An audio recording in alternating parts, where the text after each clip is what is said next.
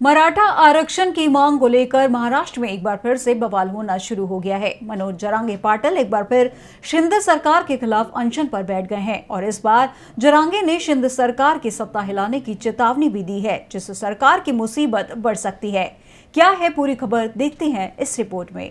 महाराष्ट्र मराठा आरक्षण आंदोलन का नेतृत्व कर रहे मनोज जरांगे पाटिल एक बार फिर अनशन शुरू कर दिया है। जरांगे ने राज्य विधानमंडल का एक विशेष सत्र बुलाने और इसमें आरक्षण की मसौदा अधिसूचना को कानून में बदलने की मांग की है।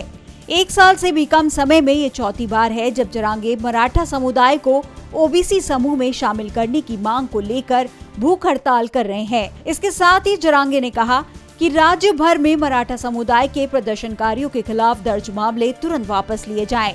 जरांगे ने कहा कि सरकार को कुनबी रिकॉर्ड रखने वाले 57 लाख लोगों को ओबीसी जाति प्रमाण पत्र जारी करना चाहिए। साथ ही न्यायाधीश संदीप शिंदे समिति को उसे सौंपे गए काम में तेजी लानी चाहिए। दरअसल इस समिति का गठन शुरू में मराठवाड़ा क्षेत्र के मराठों के कुनबी इतिहास पर गौर करने के लिए सरकार द्वारा किया गया था। बाद में इसका दायरा बढ़ाया गया।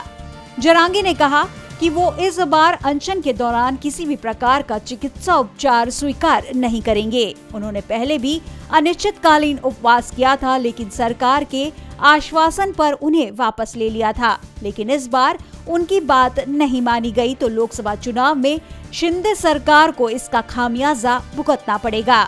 आपको बता दें, महाराष्ट्र में मराठाओं की आबादी 30 से 33%। महाराष्ट्र की 48 लोकसभा सीटों में से 20 से 22 सीटें और विधानसभा की 288 सीटों में से 80 से 85 सीटों पर मराठा वोट निर्णायक माना जाता है। दूसरी तरफ राज्य में ओबीसी समुदाय भी 40% है, जिससे ये माना जा रहा है कि ये आंदोलन शिंदे सरकार पर भी भारी पड़ सकता है। अब देखना होगा कि सरकार चुनाव को देखते हुए क्या फैसला लेती है। डीबी लाइव की रिपोर्ट।